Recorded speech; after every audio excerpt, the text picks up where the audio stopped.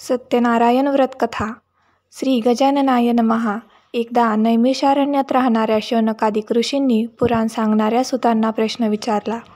ऋषी विचारतात, हे मुनिश्रेष्ठा, मनातील सर्व फले कोणत्या व्रताने अथवा तपश्चर्येने मिळतात ते ऐकण्याची इच्छा आहे. कृपा करून सांगा. सूत सांगतात, मुनी हो, नारदांनी हाच प्रश्न भगवान महाविष्णूंना विचारला. त्यावेळी विष्णूंनी नारदांना जे सांगितले तेच मी तुम्हाला सांगतो. शांत चित्ताने ऐका. एकदा महायोगी नारद मुनी जनतेवर दया करावी अशा बुद्धीने अनेक लोकात फिरत असता मनुष्य लोकात आले आणि मनुष्य लोकात आपल्या पूर्वकर्माप्रमाणे अनेक योनींमध्ये जन्म घेऊन अनंत प्रकारची दुःखे सर्व लोक भोगीत आहेत असे पाहून कोणत्या साधनाने त्यांची दुःखे नाहीशी होतील हा विचार करून नारद मुनी वैकुंठात गेले. त्या वैकुंठात 4 हातात शंख, चक्र, गदा व कमळ धारण केलेल्या व पायापर्यंत रुळणारी वनमाला गळ्यात घातलेल्या स्वच्छ वर्णाच्या नारायण भगवंताला पाहून त्याची स्तुती करण्याचा त्यांनी आरंभ केला. नारद म्हणाले, ज्याचे स्वरूप वाणी व मन यांना न कळणारे आहे व जो अनंत शक्तिमान आहे, तो उत्पत्ती, मध्य व नाश यांनी रहित आहे. मूळचा निर्गुण आहे व जगाच्या आरंभकाळी तो 3 गुणांचा स्वीकार करतो व जो सर्वांचे मूळ कारण असून भक्तांची दुःखे नाहीशी करतो, त्या नारायणाला माझा नमस्कार असो. नारद मुनींनी केलेली स्तुती ऐकून भगवान विष्णू नारदाजवळ बोलले. भगवान म्हणाले, मुनिवरा, आपण कोणत्या कामासाठी आलात? तुमच्या मनात काय आहे ते सर्व मला सांगा. मी त्याचे समर्पक उत्तर देईन. नारद म्हणाले, हे भगवंता, मृत्यूलोकातील सर्व लोक आपण केलेल्या पापकर्माप्रमाणे अनेक योनींमध्ये जन्म घेऊन विविध प्रकारची दुःखे भोगीत आहेत. नारद म्हणाले, हे भगवंता, आपली कृपा जर माझ्यावर असेल तर या सर्व दुःखी लोकांची सर्व दुःखे लहान अशा कोणत्या उपायांनी नाहीशी होतील ते सांगा. माझी ऐकण्याची इच्छा आहे. भगवान म्हणतात, हे नारदा, लोकांवर कृपा करण्याच्या हेतूने जो तू प्रश्न विचारलास तो फारच सुंदर आहे. म्हणून जे व्रत केल्याने जीवाची सर्व दुःखे नाहीशी होतात ते व्रत मी सांगतो, तू श्रवण कर. हे वत्सा नारदा, तुझ्यावर माझे प्रेम असल्यामुळे स्वर्गलोकात किंवा मनुष्यलोकात आजपर्यंत कोणालाही माहीत नसलेले व महापुण्यकारक असे व्रत आज तुला सांगतो. या व्रताला सत्यनारायण व्रत असे म्हणतात. हे व्रत विधीपूर्वक केले असता व्रत करणारा मनुष्य या लोकी सर्व काळ सुख भोगून शेवटी आनंदरूप मोक्षपदात जातो. भगवान विष्णूंचे भाषण ऐकून नारद मुनी विष्णूंना म्हणाले, हे नारायणा, या व्रताचे फल काय, याचा विधी काय व हे व्रत पूर्वी कोणी केले होते ते सर्व विस्तार करून मला सांगा. त्याचप्रमाणे व्रत कोणत्या काली करावे तेही सांगा. हे नारदाचे भाषण ऐकून भगवान म्हणाले, नारदा, हे व्रत दुःख, शोक यांचा नाश करणारे असून धनधान्य यांची समृद्धी करणारे आहे. तसेच सौभाग्य व संतती देणारे, सर्व कार्यात विजयी करणारे हे आहे. हे व्रत भक्ती व श्रद्धा यांनी युक्त होऊन ब्राह्मण व बांधव यांसह धर्मावर निष्ठा ठेवून प्रदोषकाळी सत्यनारायणाचे पूजन करावे. केळी, दूध, शुद्ध तूप, साखर, गव्हाचा रवा यांचा केलेला प्रसाद 1.25 पावशेरे, 1.25 अक्षरे, 1.25 शेर इत्यादी प्रमाणे करून भक्तियुक्त अंतकरणाने सत्यनारायणाला अर्पण करावा. गव्हाचा रवा न मिळेल तर तांदळाचा रवा घ्यावा. साखर न मिळेल तर गूळ घ्यावा. वरील सर्व वस्तू 1.25 याप्रमाणे एकत्र करून त्यांचा प्रसाद सत्यनारायणाला अर्पण करावा. आपले बांधव व मित्र यांसह सत्यनारायणाची कथा ऐकून ब्राह्मणाला दक्षिणा द्यावी व नंतर बांधव सत्यनारायणासमोर गायन व नृत्य करावे. हे पूजनादी सर्व कृत्य पवित्र देवालयात करून सत्यनारायणाचे स्मरण करीत घरी यावे किंवा आपल्या घरी देवघरात पवित्र ठिकाणी करावे. पूर्वी सांगितल्याप्रमाणे भक्तिभावाने हे व्रत केले असता मनुष्याच्या सर्व इच्छा पूर्ण होतात. कलियुगात सर्व जीवांना दुःखनाशाचा हाच एक सोपा उपाय आहे. सत्यनारायण कथेतील प्रथम अध्याय या ठिकाणी पुरा झाला. हरये नमः. प्रथमोध्याय समाप्त. श्री सत्यनारायण कथा अध्याय 2. भगवान म्हणाले, नारदा, हे व्रत पूर्वी कोणी केले होते ते सांगतो. 1. सुंदर अशा काशीनगरात एक दरिद्री ब्राह्मण राहत होता. भूक व तहान यांनी पीडित होऊन तो ब्राह्मण पृथ्वीवर रोज फिरत असे. आचारनिष्ठ व धार्मिक ब्राह्मणांवर कृपा करणारा भगवान त्या दुःखी ब्राह्मणाला पाहून भगवंतांनी वृद्ध ब्राह्मणाचे रूप घेतले व काशीनगरातल्या त्या ब्राह्मणाला प्रश्न विचारला. हे ब्राह्मणा, तू दुःखी होऊन दररोज पृथ्वीवर कशासाठी फिरतोस? ते सर्व ऐकण्याची माझी इच्छा आहे. हे ब्राह्मण श्रेष्ठा, ते तू मला सांग. हे वृद्ध ब्राह्मण रूपी भगवंताचे भाषण ऐकून तो ब्राह्मण म्हणाला, मी अतिदरिद्री ब्राह्मण आहे. मी भिक्षा मागण्यासाठी रोज पृथ्वीवर फिरतो. हे भगवंता, दारिद्र्य नाहीसे करण्याचा एखादा उपाय आपणास माहीत असेल तर तो कृपा करून मला सांगा. असे ब्राह्मणाचे भाषण ऐकून भगवान म्हणाले, सत्यनारायण नावाचा विष्णू सर्वांच्या सर्व इच्छा पूर्ण करून मनातील फल देणारा आहे. जे व्रत केले असता मनुष्य सर्व दुःखातून मुक्त होतो, त्या सत्यनारायणाचे पूजनात्मक उत्तम व्रत तू कर. त्यानंतर ब्राह्मणाला पूजनाचे सर्व विधान सांगून सत्यनारायण प्रभू तिथेच गुप्त झाले. वृद्ध ब्राह्मणाने सांगितलेले व्रत मी अवश्य करीन असा ध्यास दरिद्री ब्राह्मणाला लागल्यामुळे त्याला निद्रा लागली नाही. नंतर तो ब्राह्मण सकाळी उठून मी आज सत्यनारायणाचे व्रत करीन असा मनाशी निश्चय करून गावात भिक्षा मागण्यासाठी गेला. त्याच दिवशी त्या ब्राह्मणाला खूप पैसा मिळाला व त्याने पूजनाची सर्व तयारी करून आपल्या बांधवांसह सत्यनारायणाचे पूजन केले. नंतर तो दरिद्री ब्राह्मण या सत्यनारायण व्रतामुळे सर्व दुःखातून मुक्त झाला व धनधान्यांनी समृद्ध होऊन आनंदी झाला. त्यावेळेपासून तो ब्राह्मण प्रत्येक महिन्याला सत्यनारायण व्रत करू लागला व या व्रतामुळे सर्व पापातून मुक्त होऊन अंती दुर्लभ अशा मोक्षाला गेला. ब्राह्मण हो, ज्यावेळी हे सत्यनारायण व्रत जो कोणी मनुष्य भक्तिभावाने करील त्यावेळी त्याचे सर्व दुःख नाहीसे होईल. मुनी हो, याप्रमाणे नारायण भगवंताने नारदांना सत्यनारायणाचे व्रत सांगितले. तेच मी तुम्हाला सांगितले, अन्य काय सांगू?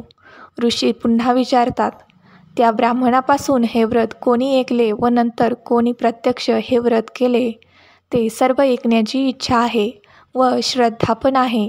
सूत म्हणतात, मुनी हो, हे व्रत पृथ्वीवर कोणी केले ते सांगतो, ते ऐका. एकदा हा ब्राह्मण आपल्या वैभवाप्रमाणे आपले बांधव व इष्टमित्र यांसह आनंदाने व भक्तीने हे व्रत करीत असताना लाकडे विकणारा मोळी विक्या त्या ठिकाणी आला.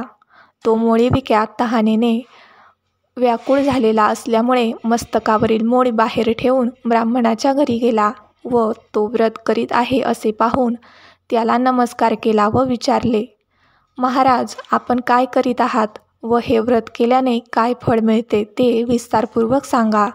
ब्राह्मण म्हणाला, सर्व इच्छा पूर्ण करणारे असे हे सत्यनारायणाचे व्रत आहे. त्याच्याच कृपाप्रसादाने मला पुष्कळ धनधान्य मिळाले आहे. नंतर त्या मोळी विक्याने हे व्रत समजावून घेतले व अति आनंदाने प्रसाद भक्षण करून पाणी पिऊन शहरात मोळी विकण्यासाठी गेला. सत्यनारायणाचे चिंतन करीत लाकडाची मोळी मस्तकावर घेऊन या गावात लाकडे विकून जे द्रव्य मिळेल त्या द्रव्याने मी सत्यनारायणाचे उत्तम पूजन करील असा मनाशी त्याने निश्चय केला व धनिक लोक ज्या नगरात राहत होते तिथे तो गेला व त्या दिवशी त्याला दुप्पट द्रव्य मिळाले.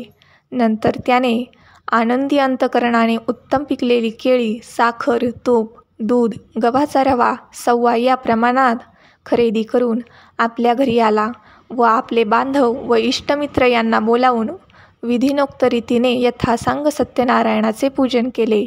या सत्यनारायणाच्या प्रभावाने तो मोळी विक्या धनधान्य व पुत्र इत्यादी संपत्तीने युक्त झाला व या लोकात सुख भोगून शेवटी सत्यनारायण प्रभूंच्या लोकी गेला.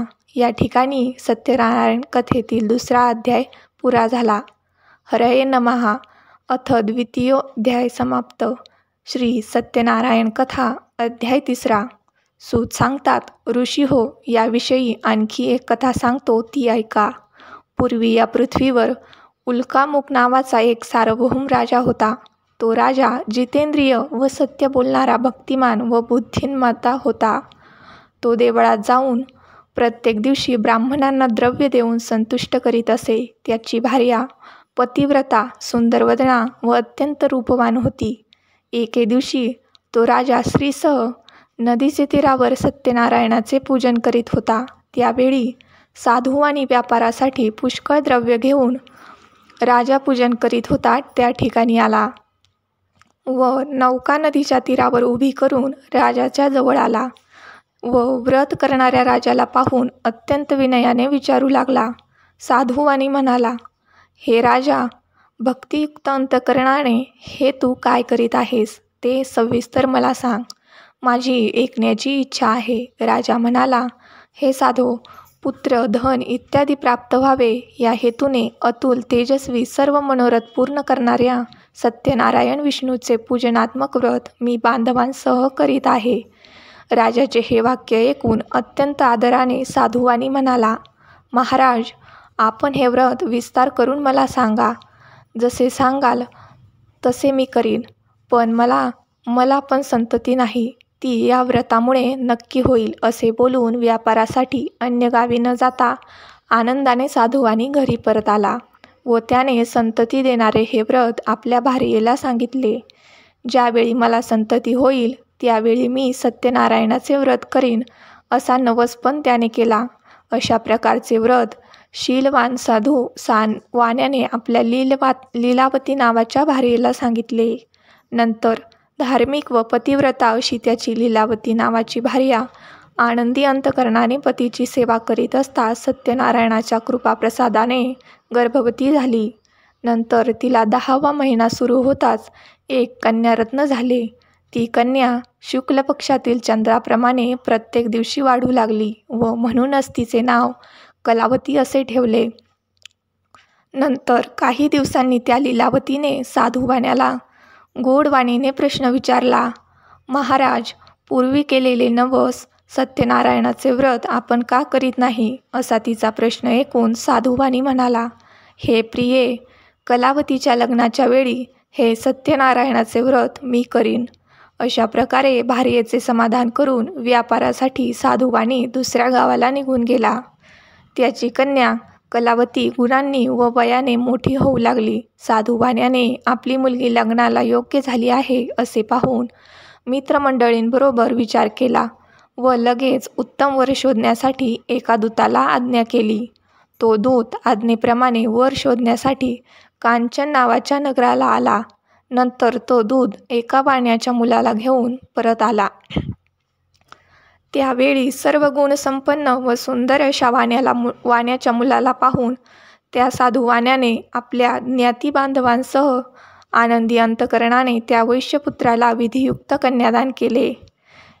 त्या विवाहाचे वेळी दुर्दैवाने पूर्वी नवस केलेले सत्यनारायणाचे व्रत करण्यास तो विसरला. त्यामुळे भगवान रागावले. नंतर तो व्यापारात चतुर असणारा साधुवाणी कालाच्या प्रेरणेप्रमाणे व्यापारासाठी जावयासह निघून गेला आणि सिंधू नदीच्या जवळ असणाऱ्या रम्य अशा रत्नपुरामध्ये जाऊन आपल्या श्रीमान जावयासह तो साधुवाणी व्यापार करू लागला. ते दोघे चंद्रकेतूच्या नगरात व्यापार करीत असता काही काल उत्तम गेला. इतक्यातच सत्यनारायण प्रभूंनी हा वाणी आपल्या सत्यनारायण पूजनाच्या प्रतिज्ञेपासून भ्रष्ट झाला आहे, म्हणून याला भयंकर दुःख प्राप्त होवो असा शाप दिला. शाप दिल्यानंतर थोड्या दिवसात चंद्रकेतूच्या राजवाड्यात चोरी झाली व तो चोर चोरलेले द्रव्य घेऊन साधुवाणी ज्या ठिकाणी राहत होता त्या ठिकाणी आला. आपल्या मागून राजदूत येत आहेत असे पाहून तो चोर घाबरला व चोरलेले द्रव्य साधुवाण्याच्या दाराजवळ टाकून तो चोर पळून गेला. इतक्यात ते राजदूत सज्जन साधुवाणी ज्या ठिकाणी राहत होते त्या ठिकाणी आले व त्यांनी चोरीस गेलेले राजद्रव्य त्या ठिकाणी पाहिले व हेच ते चोर आहेत असे समजून त्या दोघांस बांधले व आनंदाने धावत धावत त्या दोघांना आपणासमोर आणले आहेत. आज्ञा करावी. राजाने विशेष विचार न करता त्यांना बंदीशाळेत टाकण्याची आज्ञा केली व लगेच राजदूतांनी त्या दोघांना बेड्या घालून किल्ल्यातील कारागृहात टाकले. त्यावेळी आम्ही चोर नाही असे ते म्हणत होते. परंतु सत्यदेवाच्या मायेमुळे त्यांचे बोलणे कोणी ऐकले नाही. उलट साधुवाण्यानेच सर्व द्रव्य जप्त केले.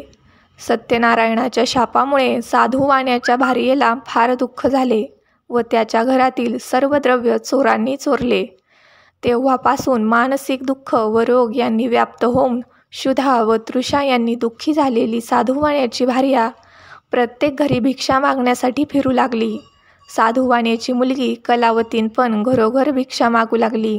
एक दिवस ती कलावती भुकेने व्याकुळ झालेली अशी एका ब्राह्मणाच्या घरी गेली व त्या ठिकाणी तिने सत्यनारायणाचे पूजन चाललेले पाहिले आणि तेथे बसली व नंतर कथा ऐकून सत्यनारायण प्रभूची प्रार्थना केली व प्रसाद भक्षण करून आपल्या घरी गेली. त्यावेळी फार रात्र झाली होती. त्यामुळे आईने कलावतीस प्रेमाने असे विचारले की, हे मुली, तू इतकी रात्र होईपर्यंत कोठे होतीस? तुझ्या मनात काय विचार चालू आहे? ते ऐकून कलावती म्हणाली, हे आई, मी ब्राह्मणाच्या घरी सर्व इच्छा पूर्ण करणारे व्रत पाहिले. मुलीचे वाक्य ऐकून आनंदी झालेली साधुवाण्याची भार्या सत्यनारायणाचे व्रत करण्यास तयार झाली.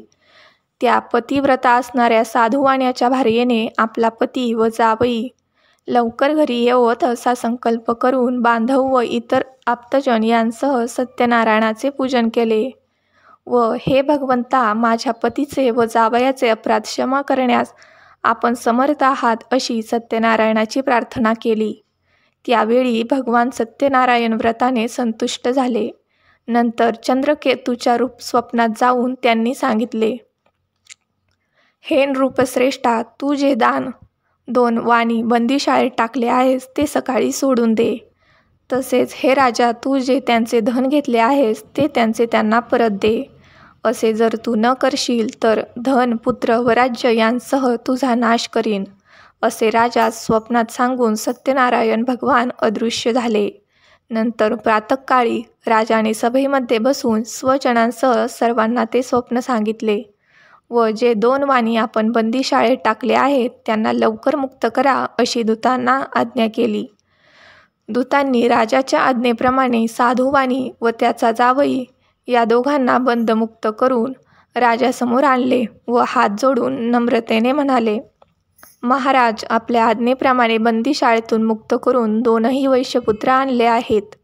नंतर साधुवाणी व त्यांचा जावई यांनी चंद्रकेतू राजाला नमस्कार केला व पूर्वीचा वृत्तांत आठवून शिक्षेच्या भीतीमुळे त्यांनी काहीच भाषण केले नाही. त्या 2 वाण्यांना पाहून चंद्रकेतू राजा आदराने म्हणाला, वैश्य हो, तुमच्या दैवयोगाने तुम्हाला दुःख भोगावे लागले. आता भीती नाही असे बोलून त्यांच्या बेड्या काढून क्षौरकर्म व मंगल स्नान करविले. नंतर त्या 2घांना वस्त्र व अलंकार देऊन गौरव केला व नम्र भाषणाने त्यांना अत्यंत संतुष्ट केले व त्या वाण्याने जे द्रव्य घेतले ते त्यांना दुप्पट करून दिले व म्हणाला, हे साधो, आपण आपल्या घरी जा. नंतर त्या 2घांनी राजाला नमस्कार केला व म्हणाले, आम्ही आपल्या कृपेने घरी जातो. या ठिकाणी सत्यनारायण कथेतील 3रा अध्याय पुरा झाला.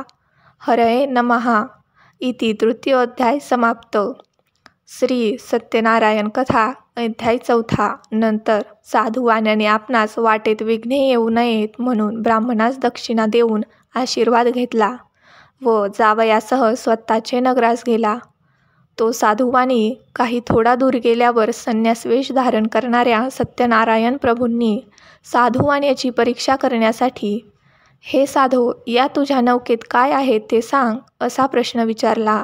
धनाने उन्मत्त झालेले ते 2 वाणी त्याची निंदा करून हसू लागले व म्हणाले, संन्यासी बुवा, आमचे द्रव्य नेण्याची तुमची इच्छा आहे काय? आमची नौका वेली व पाने यांनी भरलेली आहे. असे साधुवाण्याचे उन्मत्तपणाचे भाषण ऐकून भगवान म्हणाले, तुझे बोलणे खरे हो. असे बोलून संन्यास वेश धारण करणारे भगवान तेथून निघून गेले व तिथून थोड्याच अंतरावर असलेल्या समुद्राच्या तीरावर बसले. संन्यासी दूर गेल्यावर साधुवाण्याने आपले नित्यकर्म केले व नौकेकडे गेला आणि पाहिले तर हलकेपणामुळे नौका वर आलेली पाहून साधुवाणी आश्चर्यचकित झाला. नौकेत वेली व पाने पाहून तो साधुवाणी मूर्छा येऊन जमिनीवर पडला. नंतर थोड्या वेळाने सावध होऊन चिंता करू लागला. त्यावेळी साधुवाण्याचा जावई म्हणाला, महाराज, आपण शोक का करता? संन्याशाने जो आपणास शाप दिला त्यामुळेच हा सर्व प्रकार घडला आहे. तो संन्यासी पाहिजे ते करण्यास समर्थ आहे, म्हणून आपण त्याला शरण जाऊ, म्हणजे आपले सर्व मनोरथ पूर्ण होतील. असे जावयाचे भाषण ऐकून साधुवाणी यतीजवळ गेला व त्याला पाहून भक्तीने नमस्कार केला व आदराने बोलू लागला, महाराज, मी जे आपल्याजवळ खोटे बोललो त्या अपराधाची क्षमा करा, असे म्हणून पुन्हा पुन्हा नमस्कार केला व तो साधुवाणी अतिशय दुःखी झाला. संन्यास वेशधारी भगवान शोक करणाऱ्या साधुवाण्याला म्हणाले, शोक करू नकोस, मी सांगतो ते ऐक. तू माझ्या पूजनाविषयी पराडमुख आहेस, म्हणूनच माझ्या आज्ञेने तुला वारंवार दुःख प्राप्त झाले. हे ऐकून साधुवाणी भगवंताची स्तुती करू लागला. साधुवाणी म्हणाला, तुझ्या मायेने मोहित झालेले ब्रह्मादिक देवही तुझे गुण व रूप हे जाणू शकत नाहीत. हे प्रभो, हे आश्चर्य आहे. तुमच्या मायेने मोहित झालेला मी मूर्ख आहे. मी आपणास कसा जाणेन? माझ्यावर कृपा करा. मी यथाशक्ती आपले पूजन करीन. मी आपणास शरण आलो आहे, माझे रक्षण करा. माझे पूर्वीचे द्रव्य मला मिळावे. असे साधुवाण्याचे भक्तिभावयुक्त वाक्य ऐकून भगवान संतुष्ट झाले व साधुवाण्याला इच्छित वर देऊन अदृश्य झाले. नंतर साधुवाण्याने नौकेवर जाऊन पाहिले. तो पूर्वीप्रमाणे नौका द्रव्याने भरलेली आहे असे दिसले व सत्यनारायणाच्या कृपेनेच हे सर्व मला मिळाले असे म्हणून साधुवाण्याने आपल्या बांधवांसह सत्यनारायणाचे यथासांग पूजन केले व सत्यनारायणाच्या कृपाप्रसादाने आनंदी आनंद झाला व प्रयत्नाने नौका नदीत लोटून आपल्या घरी गेला. नंतर साधुवाणी जावयाला म्हणाला, ही पहा माझी रत्नपुरी नगरी, असे बोलून द्रव्याचे रक्षण करणारा एक दूत घरी पाठवला. तो दूत नगरात गेला व साधुवाण्याच्या भार्येला पाहून त्याने नमस्कार केला व हात जोडून तिला अपेक्षित असणारे वाक्य बोलू लागला. तो म्हणाला, बांधव व पुष्कळ द्रव्य यांसह साधुवाणी जावयाला बरोबर घेऊन आपल्या नगराच्या जवळ आले आहेत. असे दूताचे वाक्य ऐकून आनंदी झालेल्या साधुवाण्याच्या भार्येने मुलीला सत्यनारायणाची पूजा कर असे सांगितले व आपण लगेच पती दर्शनासाठी गेली. आईचे वाक्य ऐकून तिने सत्यनारायणाचे व्रत पूर्ण केले, परंतु प्रसाद भक्षण न करता पती दर्शनासाठी उत्सुक झालेली ती तशीच गेली. त्यामुळे रागावलेल्या सत्यनारायण प्रभूंनी तिचा पती असलेली नौका द्रव्यासह पाण्यात बुडवली.